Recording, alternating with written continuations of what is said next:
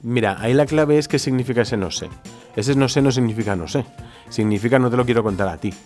No me apetece hablar contigo de esto. Quizá la capacidad de adaptación sea eso, sea ser consciente en cada momento de tu vida y en cada espacio de tu vida de que hay un tú, hay un demás y hay un algo que te rodea, ¿no? Tú, como padre, ¿qué preferirías? ¿Que si tu hijo la caga vaya a pedirte ayuda o que diga, ostras, no se lo voy a contar a mis padres porque me van a regañar, me van a castigar o lo que sea, ¿no?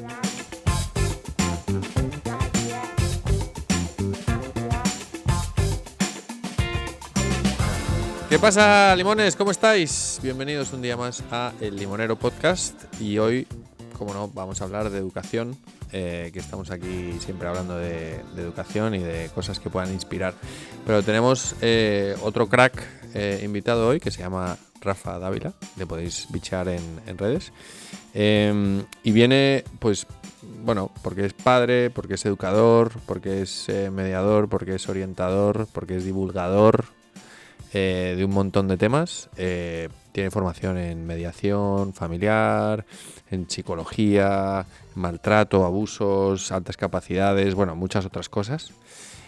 Así que nada, bienvenido y muchísimas gracias por estar aquí. Muchas gracias. Para mí es un súper placer estar aquí, vamos, en El Limón. Para mí, vamos, un honorazo estar con vosotros y compartir este ratito hablando de lo que nos dé la vida para hablar. Efectivamente. Aquí, a lo mejor, yo sé que, o creo que tú eres crítico, a lo mejor te lanzo alguna pregunta que puedas decir, no me quiero mojar. Eres libre de decir lo que quieras y el tiempo que quieras. El problema que tengo es que me mojo. Bueno, eso está bien, eso está bien. Así me gusta, me encanta la polémica. Así pensamos. Por empezar, ¿no? Te voy a lanzar una pregunta que parece sencilla, o creo que parece sencilla, pero que creo que tiene un poquito más de miga. ¿Qué es la educación? ¿Qué es la educación? Pues mira, yo te voy a hablar un poco más de mi campo y me voy a centrar en la educación social. Al final, la educación social, que es una de las grandes olvidadas, abarca tres grandes campos que para mí son vitales y a mí muchas veces que se nos olvida verlos en global. A veces los vemos un poco cada uno por separado, pero verlos en global se nos olvida. Que es la relación con nosotros mismos, la relación con los demás y la relación con nuestro entorno, ¿no? A veces estas tres patas, que si falla una es cuando todo se derrumba, para mí tienen que ir siempre juntas, ¿no? Entonces, en el momento en el que falla una de las tres es cuando es más urgente o más necesario educar, ¿no? Para mí la educación es aprender y enseñar al mismo tiempo, en esa dualidad de la educación, a relacionarnos con nosotros mismos, a querernos, a conocernos, nuestra autoestima, nuestra autovaloración, nuestro autoconocimiento, a relacionarnos con los demás, las habilidades sociales, la resolución de conflictos, un poco todo lo que es las relaciones humanas y el relacionarnos con nuestro entorno, ¿no? También, pues, aparte de toda la parte medioambiental y toda la parte ambiental, pues todo lo que es entender que estamos rodeados por cuestiones que nos influyen, ¿no? La familia, el entorno educativo, el trabajo. Entonces, para mí la educación es entender que estamos en un sistema que nos rodea y que tenemos que ser sanos en esos tres puntos, ¿no? Hay un concepto que yo uso mucho, que es el concepto de salud social, que a veces se nos olvida, ¿no? Hablamos mucho de salud mental, que es muy importante, de salud física, y a veces se nos olvida esa salud social, que es un poco lo que a mí casi me obsesiona, ¿no? Me apasiona y me obsesiona al mismo tiempo. Es como el pegamento. Sí, quizás sea ese punto, porque tú fíjate, el viaje que acabo de hacer en simplemente tres conceptos, o sea, el quererme a mí, conocerme a mí y aceptarme a mí, eso me lleva a querer, conocer y aceptar a los demás y entender que vivimos en un entorno que nos influye y en el que influimos, que también se nos olvida a veces, ¿no? Entonces, ese pegamento que tú dices es lo que hace que esos tres pies estén cohesionados o sanos en este caso, ¿no? Me encanta que cuando te haya lanzado la pregunta de educación hayas entrado por ahí, porque creo que mucha gente es el colegio, ¿no? Y el otro día estaba en un evento de una madre molona, de educar en positivo, y hablaban de los retos que tienen los chavales, ¿no? Las habilidades que se desearía tener y las asignaturas que se enseñan, y cómo hay una distorsión de esas tres áreas. De las tres patas que has dicho, ¿cuál crees que falla más? hoy en día? Hoy en día yo creo que el querernos y conocernos a nosotros mismos, la relación que tenemos con nosotros mismos. Porque de hecho yo creo que se trabaja mucho más o se nos obliga a entrar mucho más en la relación con los demás y con nuestro entorno, y a veces nos obsesionamos tanto en esa relación con los demás que nos olvidamos de la relación con nosotros mismos, ¿no? O sea, que la bloqueamos. La bloqueamos o la ocultamos o no le damos importancia, y en el momento en el que ya está tocada es cuando le damos importancia, ¿no? No nos preparamos antes, sino cuando ya ha surgido un problema, por ejemplo, pues de autoestima, un problema de a veces la autoestima viene de no conocernos o de conocernos y no aceptarnos, ¿no? Y entonces, pues en ese proceso es cuando, por ejemplo, temas como la pandemia ha descubierto mucho esto, porque hemos tenido que pasar más tiempo con nosotros mismos. Ostras, sí, no me soporto, Claro, porque me estoy conociendo. Efectivamente. Entonces ahí se han abierto cosas que no se habían abierto en mucho tiempo, y conceptos que se han empezado a trabajar ahora o que han empezado a hacerse urgentes, que antes no valorábamos tanto, ¿no? Y yo, por ejemplo, que trabajo con chavales pues desde primero de primaria hasta primeros cursos de universidad casi, cada vez me estoy encontrando problemas de autoestima y de autoconocimiento y de autovaloración antes, ¿sabes? Antes era un tema que nos encontrábamos más casi en secundaria, en los institutos, los primeros cursos de la ESO o los últimos, y ahora, cuarto, quinto, sexto, estamos empezando a encontrar... ¿Y por qué crees que sea eso? Pues porque yo creo que bueno, hay varios factores. Yo creo que ahora es cuando estamos empezando a ver las consecuencias o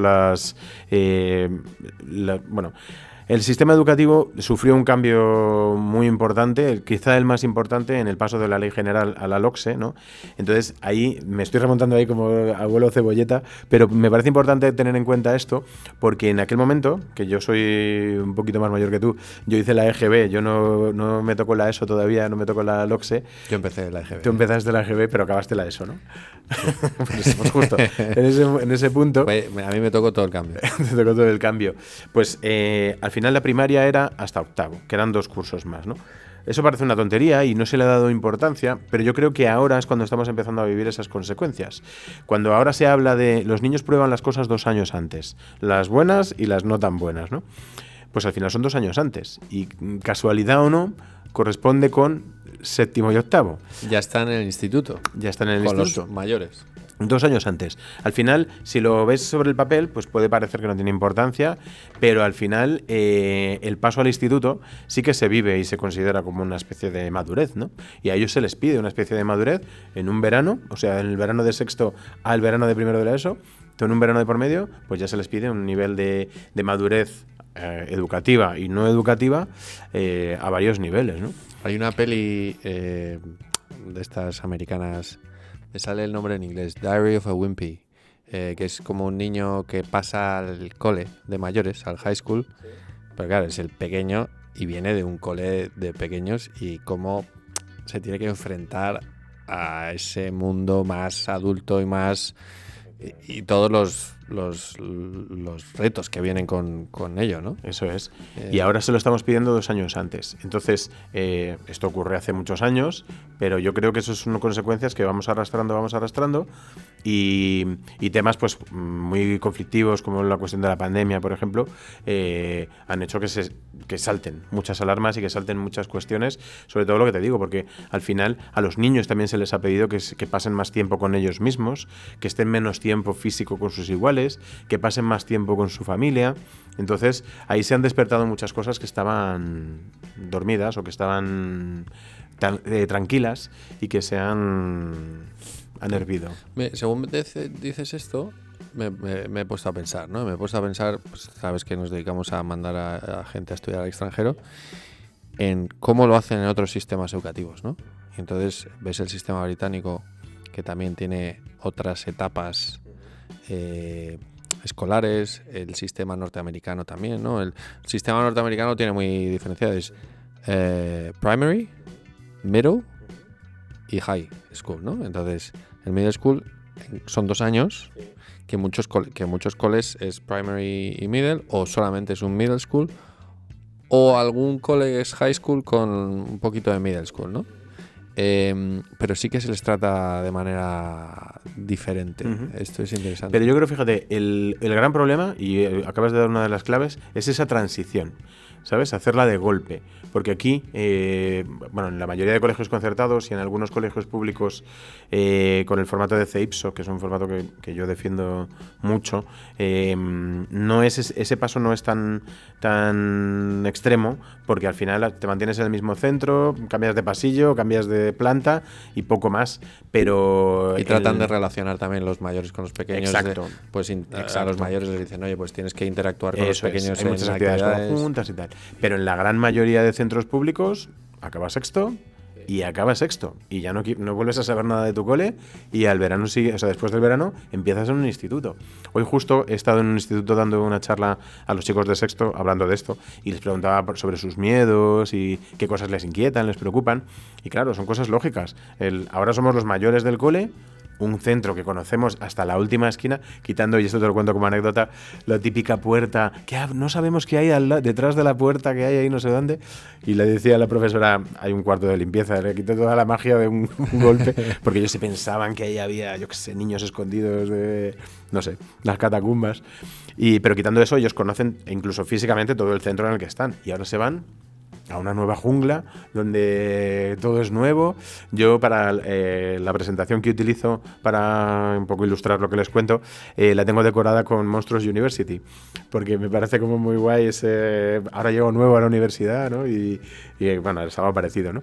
Entonces, al final, a nivel físico, a nivel emocional, ellos me hablan muchísimo y casi lo que más les preocupa, el tema de los amigos, de ahora voy a cambiar de amigos, o sea, ahora llevo 6 años, mal que bien, más vale malo conocido que bueno por conocer, con los mismos compañeros, y ahora voy a un sitio, y un miedo que ellos tenían mucho era el de a ver de quién me voy a hacer amigo. A ver si me voy a hacer amigo de los canis, o me voy a hacer amigo de los frikis, o me voy a hacer amigo de los... que yo quiero elegir con quién... Pero claro, todo depende de con quién me siente, de con quién hable el primer día. Entonces, bueno, pues son miedos que al final se viven de golpe, absolutamente. No hay una transición de la primaria a la secundaria que les ayude a asumir todo eso, ¿no? Y aquí me lo has dejado a huevo para preguntarte, o sea, tú eres orientador. ¿Cuál es el rol del orientador? ¿Por qué es útil? Pues mira, el orientador, ¿te puedo hablar de la realidad o de la base teórica? Yo te voy a hablar de lo que se ve desde fuera, que es el orientador es una figura que creo que mucha gente entiende como, sí, hay un orientador que va a venir una vez en la vida, en mi etapa escolar, y me va a hacer un test. Sí. Y me va a decir, va a render abogado. Exacto, y me va a decir lo que tengo que hacer. Entonces, y que muchos padres también interpretan que es el orientador o que viene a intervenir cuando hay un follón que ya no tiene solución, ¿no?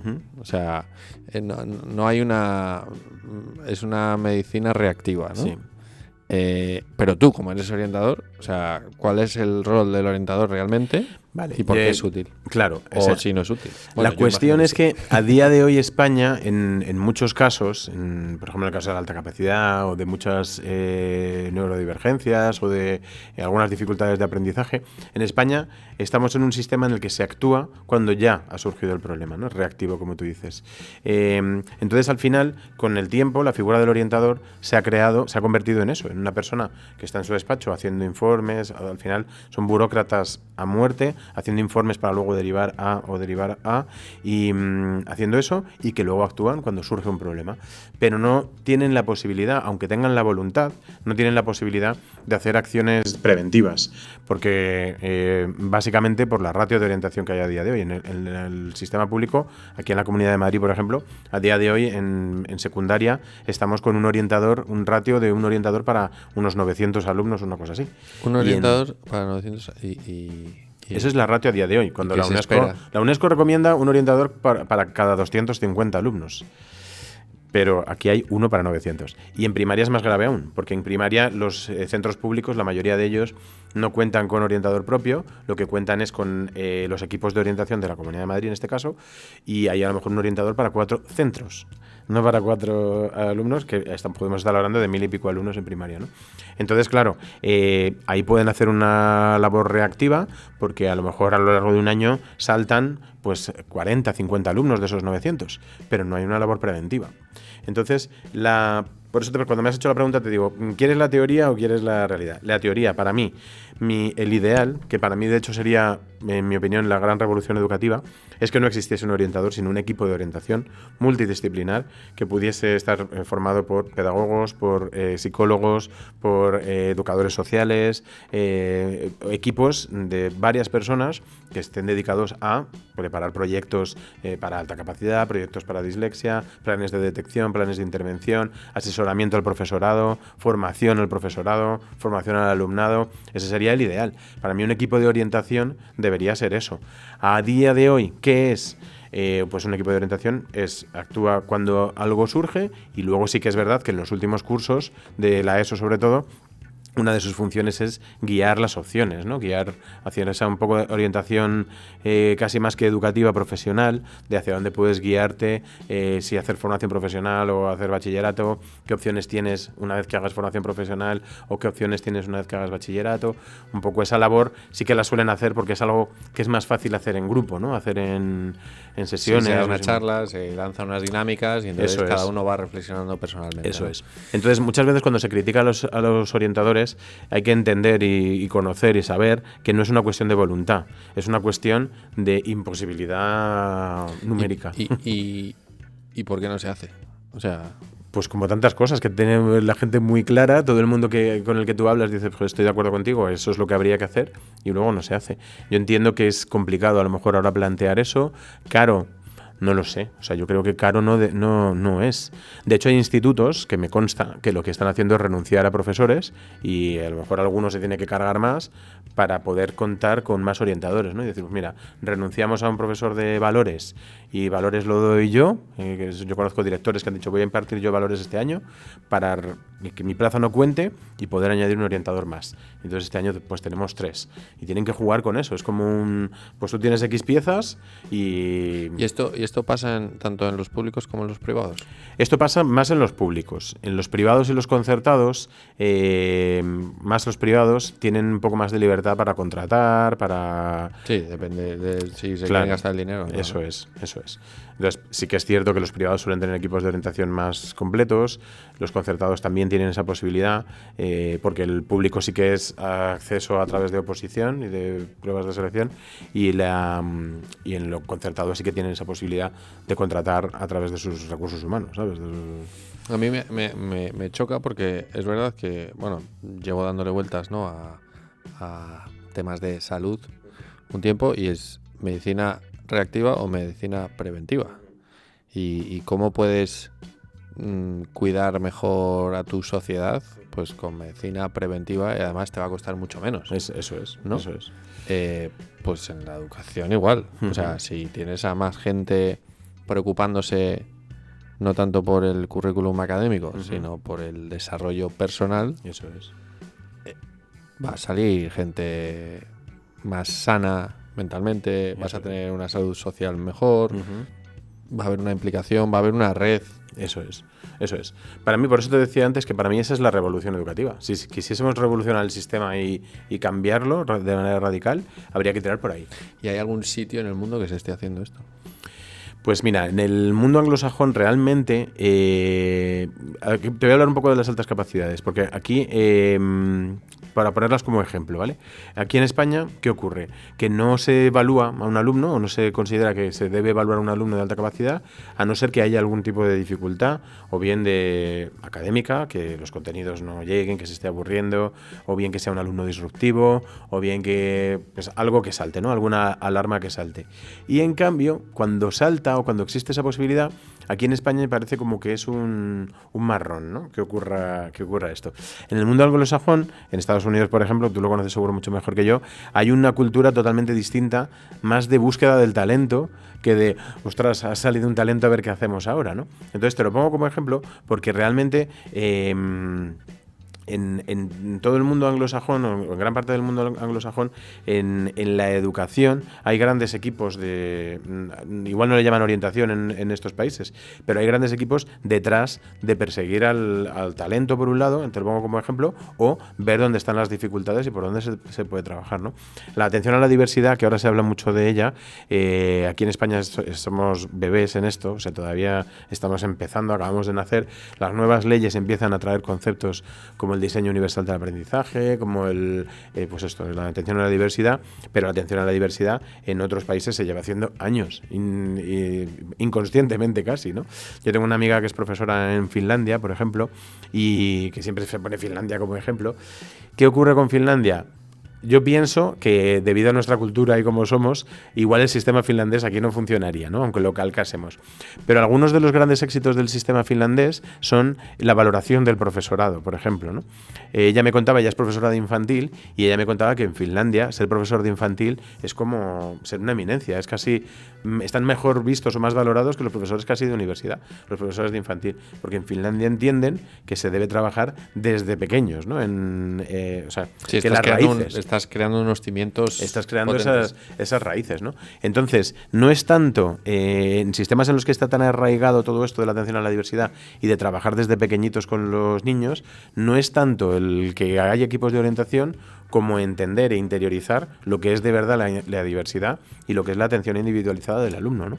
Entonces, estos equipos de orientación que yo defiendo que debería haber en España es porque ya llevamos una trayectoria y un viaje que hay que cortar por algún lado, y yo creo que esa sería una manera.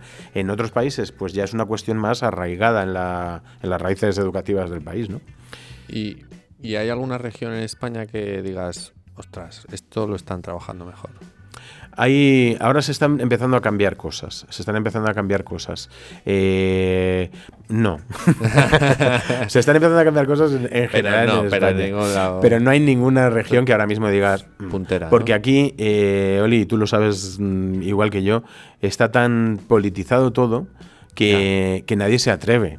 ¿Sabes? Porque es como en el momento en el que alguien saca, aunque sea una buena idea, los demás ya van a salir a criticarla de alguna manera, a tirarle piedras. Aunque sea algo que sea obvio y que tú digas, joder, es que estamos todos de acuerdo. No, que después por detrás, fuera de micros, te dicen, oye, sí. Eso lo he vivido, lo he vivido. Yo trabajo en un ayuntamiento y he visto como los dos principales partidos están diciendo, oh, qué buena es esta ley, no sé cuánto, o esta idea que se os ha ocurrido. Y de repente empieza el pleno municipal. De hecho, al salir, volverles a escuchar y decir, pero tío, si antes de empezar me estabas diciendo que era bueno, y dice, ya, pero entiende que tenemos que... Pues, entonces es muy complicado que aquí surja una idea con lo polarizada que está la política aquí. Es fastidiado, es fastidiado. Hablábamos, ¿no?, de esa salud social, ¿no? Y de la autoestima o ¿Qué problemas son los más comunes que ves en los adolescentes? ¿O qué cosas dices, ostras, aquí hay un patrón? Pues mira, yo creo que es la búsqueda de referentes. O sea, al final, dentro del proceso de la autoestima, para llegar a la autoestima tienes que llegar primero al autoconocimiento, después del autoconocimiento la autovaloración, y ahí, según lo que salga en esa valoración que te haces, es donde nace la autoestima, ¿no? Entonces, para generar tu autoconcepto, hay muchas veces que nos comparamos con lo que tenemos a nuestro alrededor. Entonces, ahí es donde entran en juego los referentes, ¿no?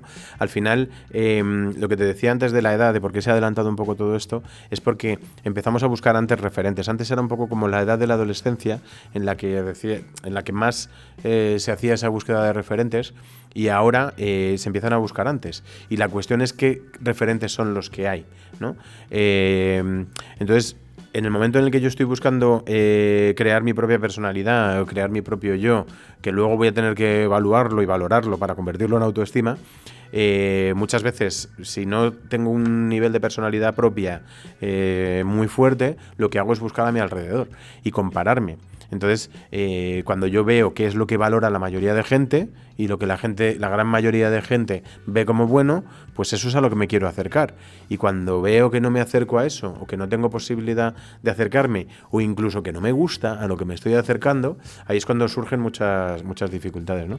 Entonces yo creo que uno de los grandes problemas a la hora de encontrar la autoestima es en qué referentes me quiero fijar yo, o qué referentes, a qué quiero llegar, ¿no? A qué quiero llegar a ser. Cuando se educa en esto, se educa en autoestima, una de las bases del trabajo en la autoestima es el crear tu propio tú sin compararte con nadie y sin buscar ningún referente al que parecerte, sino ser tú mismo y valorar lo que eres tú, como tú eres y con lo que te gusta ser. Entonces, es un trabajo muy complicado porque muchas veces ya venimos viciados de fuera, ¿no? De pues todos queremos parecernos a, pero no me quiero parecer a tal porque yo quiera, sino porque estoy viendo que la sociedad valora eso, ¿no? Entonces, eso es muy complicado, ¿eh? Sin duda, o sea, yo se escucha, ¿no? Es que no, pero porque la sociedad dice, y lo ves en adultos, o sea, que no es... Sí. Que venimos todos tarados desde pequeñitos, ¿no? Sí. ¿Y cómo puede un padre, una madre ayudar a generar esa autoestima? O sea, que... por un lado, ¿cuáles pueden ser los triggers, ¿no? Las alertas de, ostras, mi hijo no tiene la autoestima trabajada? Y luego, ¿cómo puedo ayudarle a que potencie lo que tiene o que empiece a construirla? Claro. Mira, aquí hay dos cosas. Una, que tu casa, tu espacio familiar, sea un espacio seguro, que eso significa que sea un espacio en el que tú puedas ser tú mismo, sin miedos, sin miedo a los prejuicios y un espacio en el que tú puedas ser tú. Pero por otro lado, el también ayudarles a entender que fuera no siempre van a tener a su alrededor espacios seguros, ¿no? Entonces, claro, es un doble juego de decir, pues mira, el momento en el que entres por la puerta de esta casa, tienes que sentirte seguro, puedes ser tú, puedes hablarme de lo que quieras y yo te voy a intentar ayudar en todo lo que pueda, ¿no? El otro día, no sé a quién le veía un vídeo, a veces veo vídeos de otras personas, y hablaba de cuando un chaval, una persona, un adolescente tenga un problema, lo que tenemos que conseguir como padres es que quieran venir a contárnoslo. Cuando voy a hablar mal, ¿vale? ¿Se puede hablar mal cuando un alumno la ha cagado, hay dos opciones. O bien, ostras, no se lo voy a contar a mis padres porque me van a matar, o bien, quiero contárselo a mis padres porque me van a ayudar. La pregunta era, en ese vídeo la pregunta que hacían es, ¿tú como padre qué preferirías? ¿Que si tu hijo la caga vaya a pedirte ayuda o que diga, ostras, no se lo voy a contar a mis padres porque me van a regañar, me van a castigar o lo que sea, ¿no? Entonces, con esa idea es con la que tú tienes que hacer crecer a tus hijos, con esa idea de el día que tengan un problema y que aunque sea una cagada, aunque se hayan equivocado de manera profunda, que vengan a contármelo. Y porque ellos tengan la sensación de que yo les voy a intentar decir, oye, esto lo tenías que haber hecho de esta otra manera, pero aún así te voy a ayudar. No que sea todo bronca o todo echármelo encima, ¿no? Entonces, lo que yo animaría a los padres desde casa es, por un lado, a generar espacios seguros, a generar esa seguridad en tus hijos, esa confianza, ese poder ser ellos mismos. A veces, con esa idea de educar, nos convertimos en excesivamente críticos. Hay que encontrar ese equilibrio, que es muy complicado, ¿eh? Pero hay que encontrar ese equilibrio entre ser crítico y educar, que hay un paso ahí. Y luego, para ayudarles a entender que fuera no siempre va a ser como en casa vas a estar seguro, pero luego sales a un mundo en el que no siempre todo va a ser justo, no siempre todo lo vas a poder conseguir. Frases de estas preciosas de con esfuerzo lo consigues, pues a veces te puedes esforzar mucho y no conseguirlo. Pues todo ese tipo de cosas, ese tipo de lecciones, hay que irlas introduciendo también, ¿no? Entonces es un poco ese doble juego de que ellos sepan y sean conscientes de que hay espacios seguros, de que fuera se van a encontrar espacios que no son seguros o que no son tan seguros, pero el principal espacio eres tú contigo mismo, porque eres con el que vas a estar siempre, en todo momento, ¿no? Vuelvo casi a la autoestima, fíjate. El momento en el que tú eres consciente de que el espacio principal eres tú mismo y que ese es el que tiene que ser seguro de verdad para ti, empiezas a restarle importancia un poco a otros espacios que no son tan seguros para ti. Tú, contigo mismo, bien. En ese punto y en ese momento, encontrar ayudas externas, amigos, familia, personas que cuando yo lo necesite me van a ayudar. Y en los momentos en los que algo es muy conflictivo para mí, restarle toda la importancia que tiene, bueno, depende de lo que estemos hablando, Sí. claro, estoy generalizando mucho, ¿no? Pero va un poco por ahí la cosa, ¿sabes? Por ese concepto de espacio seguro, que a mí me gusta mucho también, darle una vuelta y pensar que no siempre va a ser fuera de mí, que no siempre lo voy a poder controlar, no siempre lo voy a poder crear, y que muchas veces el espacio más seguro soy yo, conmigo mismo, ¿no? Me ha gustado lo que has comentado, ¿no? De que a veces los padres tenemos distorsionada la línea de lo que es educar, ¿no? Y aquí entro a un tema que creo que te gusta bastante, que es, ¿no? Que es el éxito y que es el fracaso, y que muchas veces viene determinada de casa, donde nos dicen, es que tú tienes que hacer esto, es que tú, ¿no? Es que mi padre me ha dicho que tengo que ser abogado. O tengo que hay en culturas que está súper arraigado esto y que genera una serie de inseguridades también, de no estoy logrando esto y además mi padre me va a matar y me va, o Sí, mi es madre, verdad. ¿no? O les voy a decepcionar incluso. Exacto, ¿no? Ujú. Y entra esa culpa y tal. Y que como padres, voy a generalizar, obviamente, pero que un padre lo que quiere es lo mejor para su hijo y que sea feliz, ¿no? Entonces es como, a veces los padres podemos proyectar cosas que pensamos que son las que les van a hacer felices, las que le van a ayudar a no sufrir y que les vaya bien, y lo estamos haciendo completamente equivocadamente, ¿no? Y eso luego se traslada a otros referentes que puedas coger, ¿no? Y dices, no, el éxito es esto. Y soy un fracasado. Porque, entonces, ¿cómo entras tú a definir Mira, estas cosas? ¿Qué es el éxito? Hay una dinámica que me gusta hacer cuando doy alguna conferencia, alguna charla, con adultos sobre todo, con profesores también lo hago alguna vez, que es una dinámica muy sencilla en la que yo pongo una foto mía de pequeño, de Rafaelito, en este caso, y les digo, Rafaelito en esta foto tiene 5 años, ¿vale? La pregunta que os hago es muy sencilla. ¿Qué creéis que necesitará Rafaelito dentro de 25 años, cuando tenga 30, de 20, 25 años, para ser feliz? Y entonces la gente empieza a decir cosas. ¿Qué ocurre? Que siempre coincide en los ámbitos que lo he hecho, ámbitos súper diferentes, ¿eh? Gente de la educación, familias, equipos directivos de colegios. Siempre lo que surge son pues una buena autoestima, unas buenas herramientas de gestión emocional. Siempre son temas más relacionados con la parte emocional, con el control de las emociones, personas buenos referentes, una familia que les entienda. A veces, ¿qué me doy cuenta cuando la gente me contesta? Que lo que están es respondiendo lo que ellos han echado en falta a lo largo de su vida, ¿no? Entonces, la siguiente pregunta es, entonces, con todas estas respuestas que me habéis dado, ¿qué es lo importante? Porque nadie me ha hablado, luego hago un chascarrillo, que sobre todo si son profes de mates les digo, ninguno me habéis hablado del mínimo común múltiplo, ninguno me habéis hablado de las ecuaciones de segundo grado, todos me estáis hablando de emociones. Si son profes de lengua les digo, nadie me ha hablado de la sintaxis, nadie me ha hablado del análisis morfológico. Entonces, eso lo hago como broma, ¿no? Pero al final, si nos quedamos en qué es lo importante, y me estáis diciendo que son todas estas cosas, eso es lo que creéis que necesitaremos para ser felices, la siguiente pregunta que os hago es, ¿esto se está trabajando?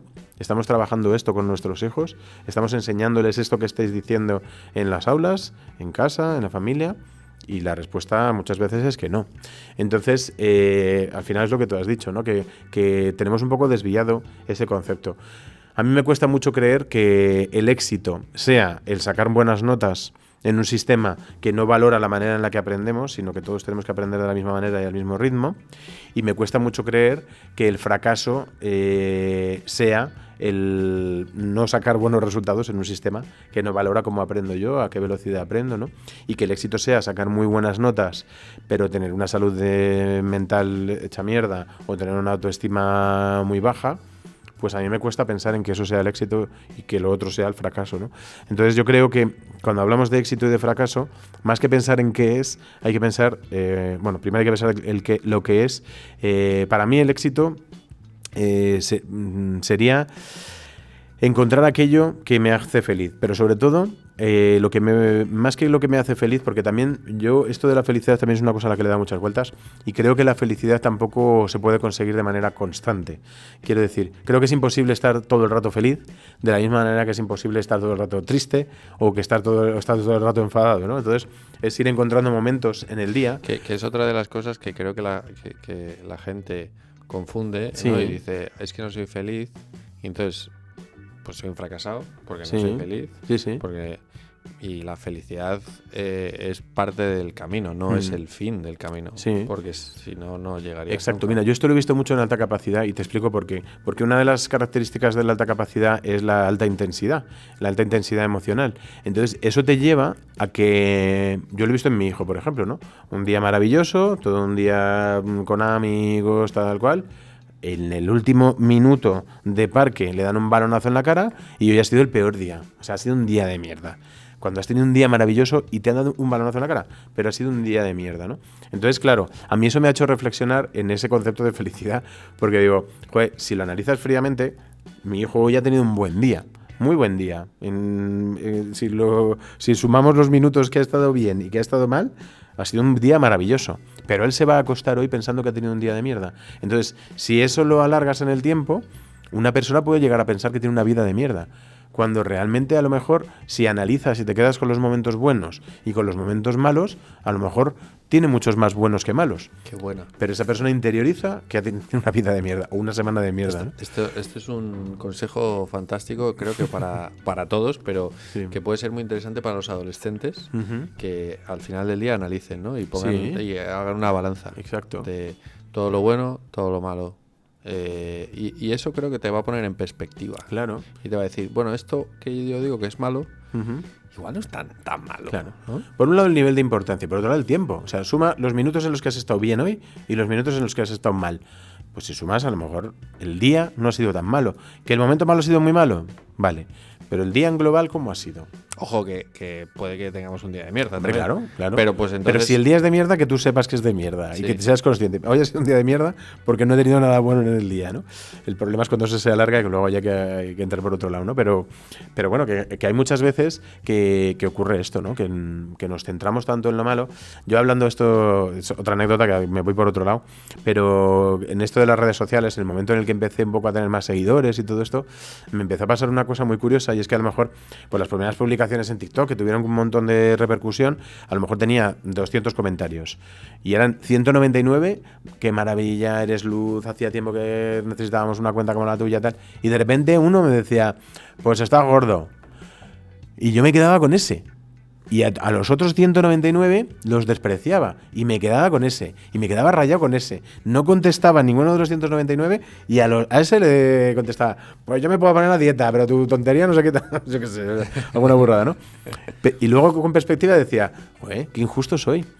Porque hay 199 personas que me están diciendo cosas maravillosas y no le estoy dando importancia y me he quedado con este que encima su crítica es sin ningún sentido, o sea, ni siquiera es del contenido, es de que estoy gordo. Que Igual está en la otra punta del mundo y es como Está aburrido. pasada por ahí, ¿sabes? Además voy a decir otra cosa, esta frase es que la leí el otro día y me encantó.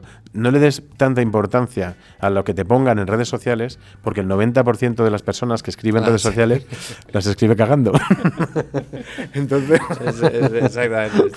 Están desechando te están desechando. todo lo malo que tienen dentro. Sí. Borra la imagen. No, pero es que es muy cierto, que obviamente aquí hay que hacer un trabajo, ¿no? Personal, pero dentro de, volviendo al tema del éxito o el fracaso, ¿qué habilidades le dirías a un adolescente? Oye, potencia estas habilidades, que esto te va a dar unos cimientos muy sólidos y luego puedes construir encima lo que te dé la gana. Y te va a venir 20 tsunamis, 8 terremotos, que el edificio no se va a mover, ¿no? Sí. ¿Qué habilidades? Pues mira, una de ellas es que es muy obvia, ¿no? Pues porque es la capacidad de adaptación, lo que ahora se llama resiliencia, ¿no? La capacidad de adaptación, esa capacidad de... La capacidad de adaptación al final es ser capaz de sobreponerte a cuando te caes, cuando te caes, ¿no? De levantarte cuando te caes, que es como más gráfico. Para mí esa es la base. Y luego la capacidad de adaptación no solo a tu entorno, sino también a las personas. Porque las personas que... al final pasan por muchos trabajos, a lo mejor, o pasan por o viven en lugares muy diferentes. Vosotros lo veréis aquí, ¿no? Que al final, cuando una persona se mueve, pues al final se mueve por culturas tan diferentes que incluso la propia cultura afecta en las relaciones personales, ¿no? Yo lo digo siempre, en casa de mi hermano, la cultura de esa casa es muy diferente a la cultura en mi casa. Exacto. O sea, y somos de la misma madre y del mismo padre, ¿no? Exacto. Pues imagínate cuando viajas a otro país, ¿no? Yo he trabajado en campamentos, por ejemplo, en los que convivían chavales de Finlandia precisamente, de Israel, de China, de España, de Eslovaquia, chavales de la misma edad todos, y tú los veías y decías, ¡guau! Es que es absolutamente diferente. Incluso niveles de madurez, niveles de picardía, niveles de... Hay un montón de cosas que tú ves el panorama de chavales y dices, madre mía, o sea, qué diferentes. Y además no es una cosa puntual de que yo esté conociendo puntualmente a estos chicos, porque cada verano, yo estuve 4 años trabajando en este proyecto, era lo mismo. Y yo veía el panorama y decía, ostras, es que son diferentes. Es una cultura diferente que los educa de una manera diferente, ¿no? Entonces, tener esa capacidad de adaptarte, no solo tú al entorno, sino a las personas que te rodean. Al final volvemos a lo del principio, fíjate, a la relación contigo mismo, con los demás y con nuestro entorno, ¿no? Entonces, quizá la capacidad de adaptación sea eso, sea ser consciente en cada momento de tu vida y en cada espacio de tu vida de que hay un tú, hay un demás y hay un algo que te rodea, ¿no? Y no intentar imponerte nunca tú, sino escuchar. A mí lo de escuchar me parece tan brutal. Desde el momento en el que fui consciente de lo que es escuchar y de lo que implica escuchar, ¡buah! Es que se abrió delante de mí un mundo, porque escuchar y observar a las personas te da muchas claves, te da claves de cómo está esa persona, de qué es lo que te está queriendo decir, de si te está pidiendo ayuda, si quiere que estés o que no estés, si necesita un abrazo o necesita simplemente que no hables. Entonces, hay muchas veces que nosotros damos por hecho que lo bueno es lo que yo estoy pensando y lo que yo creo que hay que hacer, y no es así. Entonces, para mí esa es una clave. La resiliencia para mí es eso, es el tener esa capacidad de adaptarte tú a los demás, de entender que no, lo tuyo no es lo mejor siempre o lo único, y escuchar y observar. Y para aquellos que estén diciendo, esto me parece fantástico, pero voy a buscar un tutorial en YouTube para ver cómo se hace esto de la capacidad de adaptación. Aprende a escuchar. Exacto. Aprende a escuchar. O sea, ¿cómo se puede practicar? ¿Cómo se puede entrenar? Al final, al final yo creo que esta es una de esas cosas que te enseña la vida, y eso es cierto, porque al final es algo que no se aprende en libros. No hay manual para dummies de resiliencia, ni hay unas claves, ni hay una varita mágica, ni hay unas tips que tú tengas que cumplir para esto, ¿no? Pero más que una cuestión de aprender, es una cuestión de... Es que me repito, pero es una cuestión de escuchar a la gente. O sea, al final el adaptarte, el escuchar a nuestros mayores, por ejemplo, que parece una cosa como muy obvia, que decimos mucho, pero el escuchar las vidas que han tenido nuestros abuelos, las vidas que han tenido nuestros padres, eso a mí me ayudó mucho porque, joder, a ver, sí que es verdad que la vida que tuvieron nuestros abuelos no es la misma que tuvieron nuestros padres, porque a nuestros abuelos, muchos de ellos les tocaron vivir guerras, les tocó tener que cambiar sin querer ellos de casas, de pueblos, de ciudades, y entonces ahí la capacidad de adaptación surgió por narices, ¿no? Sí. Entonces no es lo mismo, pero el escucharles, escuchar... Ahora es que también creo, y estoy pensando en cómo se puede hacer, ¿no? En casa, ¿no? Sí. Corrígeme si me equivoco, pero, por ejemplo, tu hijo se cae. Uh-huh. Antes de que se caiga, estás atento a que no se caiga, uh-huh, y prevenir de que se caiga, ¿no? Uh-huh. Entonces no está teniendo esa experiencia de romperse la rodilla, uh-huh, no literalmente, sino rasparse, hacerse daño, sangre y demás. La comida. ¿No te gusta esto? Ay, no, ¿qué quieres? Yo te hago, ¿no? Y me adapto a ti. Sí.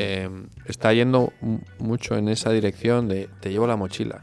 El otro día, aquí al lado, veía una madre, tenía chavales, pues, tendrían 10 años, o sea, completamente capaces, iban saltando, brincando, tal, o sea, iba la madre con las 2 mochilas, la bolsa del deporte, y yo me quedé mirando y diciendo, ¿y por qué haces eso, no?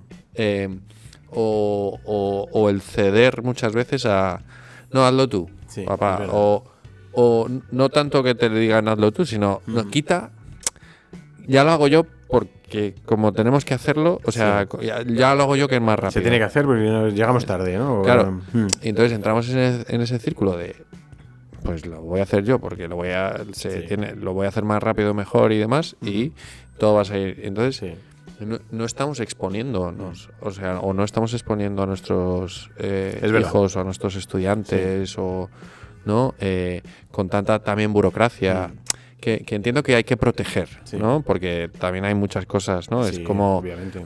ahora en Estados Unidos, por ejemplo, se está potenciando mucho el fútbol, que ahí llaman soccer, porque el fútbol americano ¿Sobreprotege o qué? No, el fútbol americano ha generado, o sea, muchos traumatismos, porque es muy agresivo, ¿no? Es de mucho contacto, entonces pues ven que hay muchos jugadores profesionales que están muy sonados y entonces han dicho, ostras, a lo mejor no deberíamos potenciar esto, ¿no? Vale, vamos a educar desde otra perspectiva, vamos a probar otras cosas, ¿no?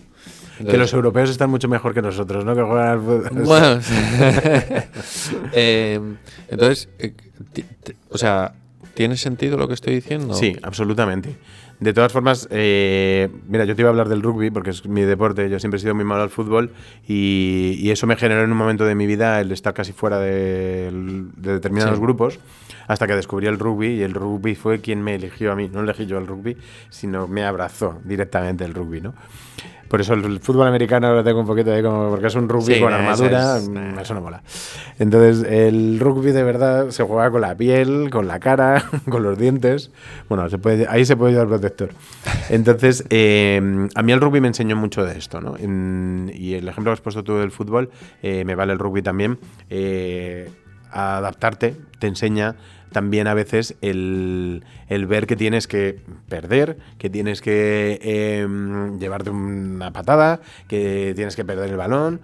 Hay muchas veces que hay niños que, por ejemplo, y esto encaja mucho con lo que tú dices, yo he vivido casos de niños que solo han jugado al fútbol con sus padres, en su casa o en el parque o tal, solo han jugado con sus padres y de repente el día que juegan un partido con otros niños dicen, no me gusta el fútbol. Porque en casa mi padre me está ayudando a que me vaya. Por mucho que tú quieras no dejarte ganar, al final tal. Y no es un fútbol light. En el momento en el que hay un niño que me va a quitar el balón y me va a meter un gol y de repente yo soy el mejor portero del mundo y cuando juego con otros niños me meten 17 goles, dices, ostras, pero si me llevan diciendo desde pequeñito que soy el mejor portero del mundo, ¿no? Entonces, en ese momento en el que cambias de perspectiva y metes a un niño en equipo de fútbol y ve que el resto de niños no le van a acompañar o no le van a favorecer, sino que ahí cada uno se hace sus castañas, pues ahí es cuando empiezas a entender un poco de qué va la vida, ¿no? De que la vida va de que yo tengo que preocuparme por mí, de que y que me tengo que adaptar. Entonces, sí que es cierto que se puede educar con ese tipo de un poco de cuestiones, ¿no? De hacerles ver que hay una vida afuera, que no es todo fácil, que yo aquí en casa, es un poco lo que hablábamos antes también, ¿no? De yo te voy a generar aquí un espacio todo lo seguro que pueda, pero no me voy a olvidar de que también te tengo que ayudar a educarte, ¿no? Esto lo vemos en los animales al final. Al final, la manera en la que un león aprende a cazar es cuando su padre le da, le tira, le deja solo, le deja un periodo de tiempo que o pasas hambre o cazas algo o te puedes llegar a morir de hambre. En ese momento es cuando los animales empiezan a decir, ostras, o me saco yo las castañas del fuego o nada, ¿no? Entonces sí que estoy de acuerdo en que se puede educar un poco con ese tipo de cosas, con enseñarle cosas de la vida que no son tan sencillas y tan bonitas, ¿no? Y cuando a ti te llega un adolescente y empiezas a trabajar con él, ¿no? Y le preguntas, bueno, ¿y qué cosas te gustan? No sé. ¿Y a qué te quieres dedicar? No sé. ¿En qué pasas tu tiempo? No sé. Y luego ya vas a una pregunta obvia, ¿no? O sea, su madre te ha dicho que juega al fútbol y ¿juegas al fútbol? No sé. O sea, es verdad que ahí a lo mejor puede haber una barrera, ¿no? De no abrirse, pero yo voy al no sé, ¿no? Que cada vez veo más en la adolescencia. ¿Cómo empiezas a ayudarle? Mira, ahí la clave es qué significa ese no sé. Ese no sé no significa no sé. Significa no te lo quiero contar a ti. No me apetece hablar contigo de esto. Entonces, ahí la clave no es tanto sobre preguntar o o ir buscando la pregunta, porque al final todas van a ser no sé, porque no me estás diciendo que no sabes. O sea, realmente sí que sabes lo que te gusta, sí que sabes lo que hay. Yo con mis alumnos, cuando trabajo individualmente, lo hago de una manera, y cuando trabajo en grupo lo hago de otra. En grupo es mucho más fácil porque nunca les pregunto, y lo que voy haciendo es ir haciendo pruebas, ¿no? Entonces, de repente un día les pongo música que me gusta a mí. Les pongo, yo qué sé, pues Vetusta Morla. Y empiezan, ¿qué es esto, Rafa? ¿Qué rollo? ¿Pero qué es esto? Pero si esto es ruido, me dicen ellos, ¿eh? Y digo, joder, pues ponerme vosotros algo mejor. Y de repente me ponen trap. Y digo, Vetusta Morla ruido, perdóname. ¿Y esto que me estás poniendo tú qué es, no? Pero ahí ya he conseguido algo, porque ya sé qué música les gusta. Diciendo, entonces, en el momento en el que... Esto fue brutal un día, ¿no? Que les dije, ostras, ponme otra vez esta canción, ¿cómo se llama el que canta? Tal. ¿Y qué dice la letra? Y ellos estaban como, ¿qué? ¿Que te estás interesando por una canción de trap? Yo estaba haciendo un esfuerzo realmente, ¿vale? Aquí entre nosotros. Como esto no lo va a ver nadie. Pero ellos fliparon, porque al final ellos están acostumbrados a que todo el mundo les diga, esto es una mierda, esto no es música, música es Marifé de Triana, su abuelo, ¿no? Y de repente ellos, cuando encuentran que un adulto se interesa por algo de lo que a ellos les gusta, como, o de repente les digo, joder, pues ayer estuve viendo La Casa de Papel y me parece que mal actúan los actores. ¿Pero qué dices, tío? Pero si no sé qué... Y ahí ya he pillado algo. O sea, que a vosotros os gusta La Casa de Papel. Entonces, es más el que ellos... O sea, al final lo que hay que conseguir... El problema es que la primera pregunta, la respuesta va a ser un no sé. Entonces, hay un bloqueo ahí. Pero en el momento en el que se empieza a desbloquear todo eso un poco y ellos empiezan a ver que existen adultos que se pueden llegar a interesar por sus gustos y que no les van a juzgar, eso es brutal. Pero brutal, ¿eh? O sea, yo he hecho actividades, por ejemplo, lo de la música al final lo convertí en una actividad de intercambio. Yo pongo una canción, tú me pones una canción. Yo pongo una canción, tú me pones una canción. Y había canciones suyas que de repente empecé a notar que digo, joder, pues de verdad esto no suena mal. Pues de verdad este tío no tiene mala voz. Pues de verdad la letra no está tan mal como... Estás admitiendo que te gusta el trap. Estoy admitiendo que hay temas de trap que me gustan. No el trap como concepto.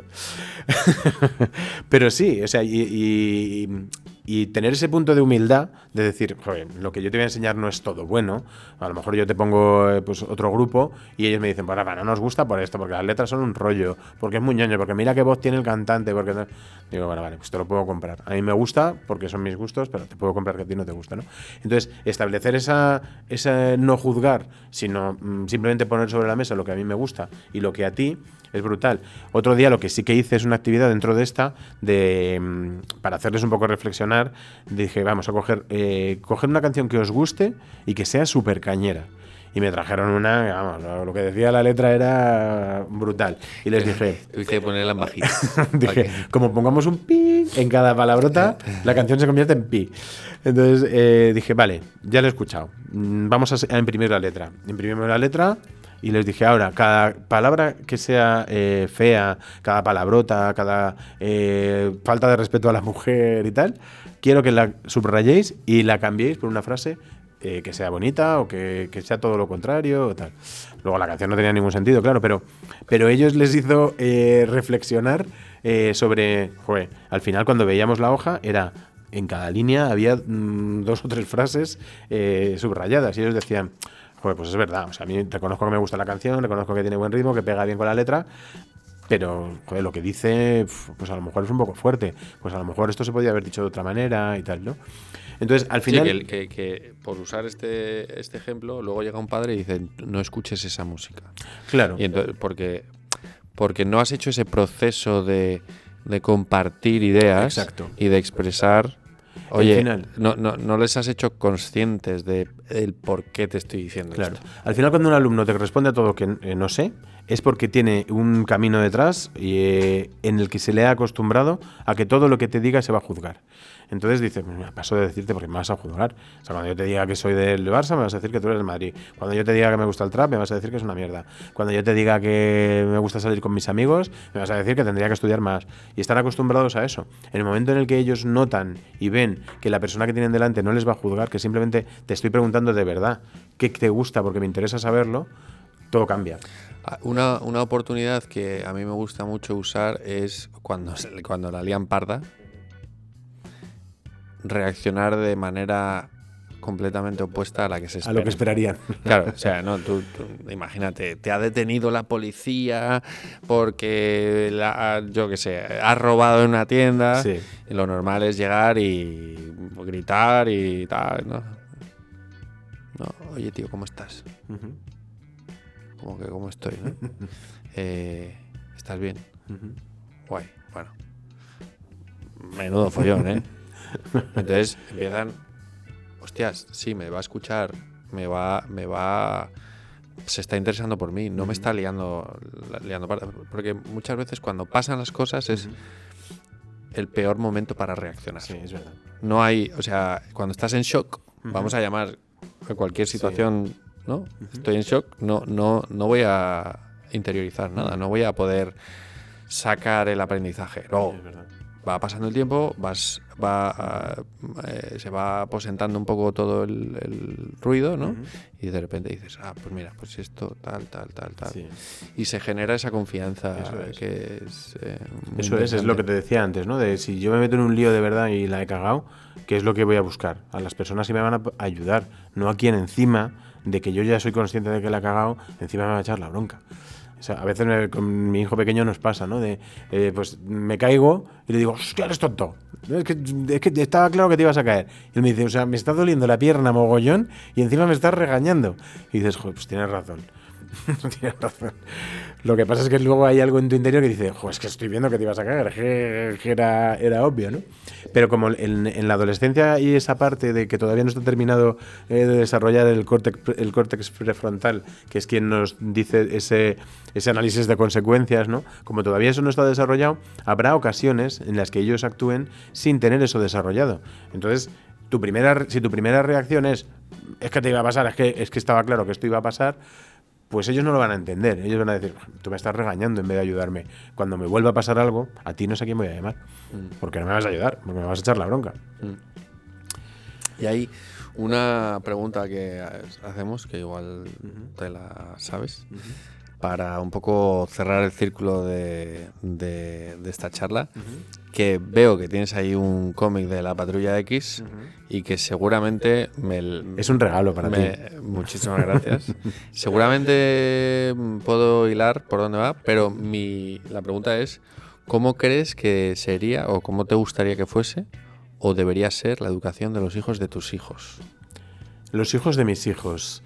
Debería ser una educación que permita a los alumnos ser ellos mismos, que permita a los alumnos, primero debe ser una educación que conozca al alumno, que conozca a las necesidades, la manera de aprender, el ritmo de aprendizaje de cada alumno y que se pudiese adaptar al alumno, no que el alumno sea el que se tiene que adaptar al sistema, ¿no? Me parece que ese es uno de los grandes retos que tenemos. Es muy complicado, es muy difícil, pero en mi opinión es que se puede. Y un gran ejemplo son los X-Men, ¿no?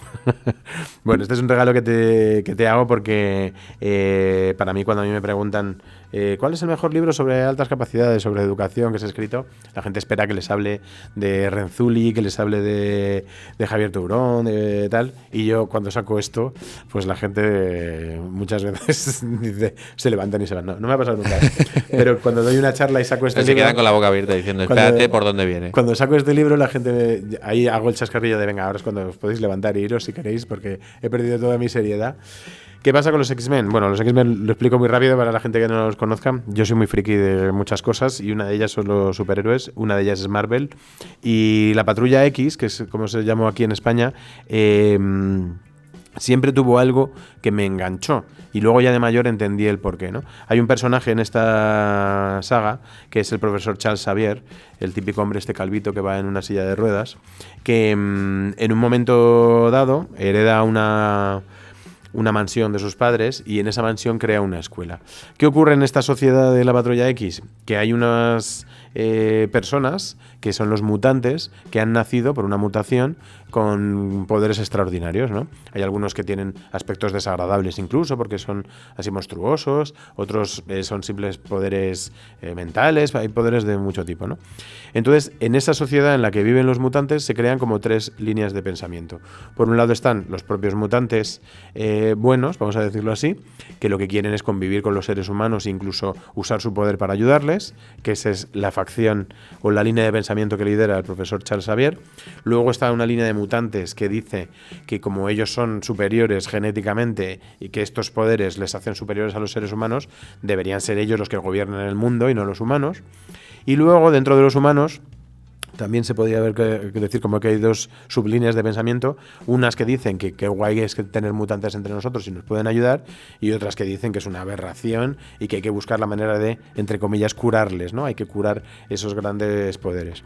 Pues en todo este mare magnum, el profesor Xavier crea una escuela para niños y adolescentes que se llama la Xavier School for Gifted Children. Ese concepto de gifted es muy importante porque alta capacidad en inglés es gifted. Entonces, al final crea una escuela en la que enseña a los niños a conocer su poder, a manejarlo, a utilizarlo, y cuando ya lo han desarrollado y se hacen mayores, pueden llegar a ser X-Men, que ya son los superhéroes que van a salvar al mundo de los villanos, de las amenazas externas y tal, ¿no? Entonces, esa idea... yo siempre digo lo mismo, después de contar esto, si cambiamos el concepto de mutante por el concepto de alumno, ¿no?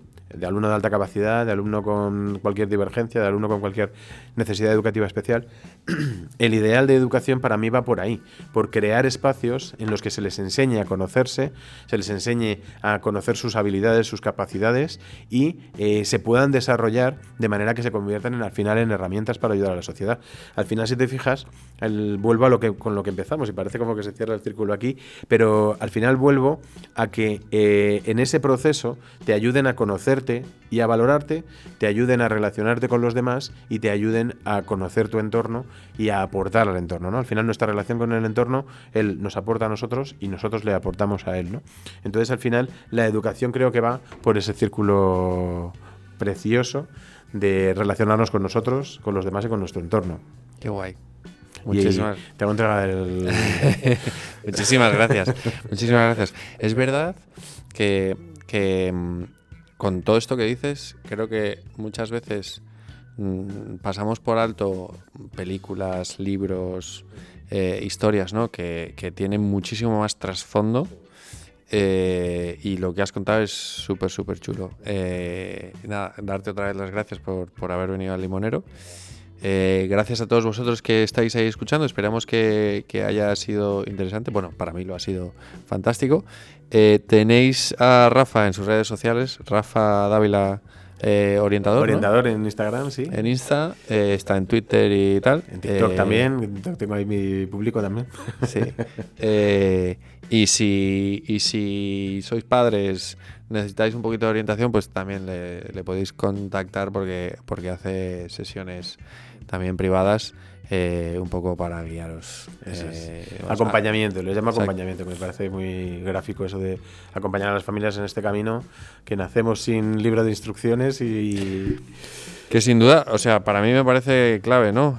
Vamos a un médico, vamos a un entrenador personal, vamos a un abogado, vamos a un montón de sitios a que nos ayuden, y con el tema tan importante que es el desarrollo personal, la educación de nuestros hijos, pues decimos, al colegio, sí. Pero, ostras, va más allá, más ¿no? allá. Sí, y que lo que digo yo siempre, nadie que es padre le ha tenido que hacer una carrera de 5 años y le han dado el título de ya eres padre, ¿no? Eso es. Sino que vamos... Muchos suspenderían, si tuviesen que examinarte. Yo también. Lo vamos haciendo lo mejor que podemos, y eso es verdad, que nadie sienta culpa, ¿no? Que todos lo estamos haciendo de la mejor manera posible, pero siempre se puede mejorar. Eso es.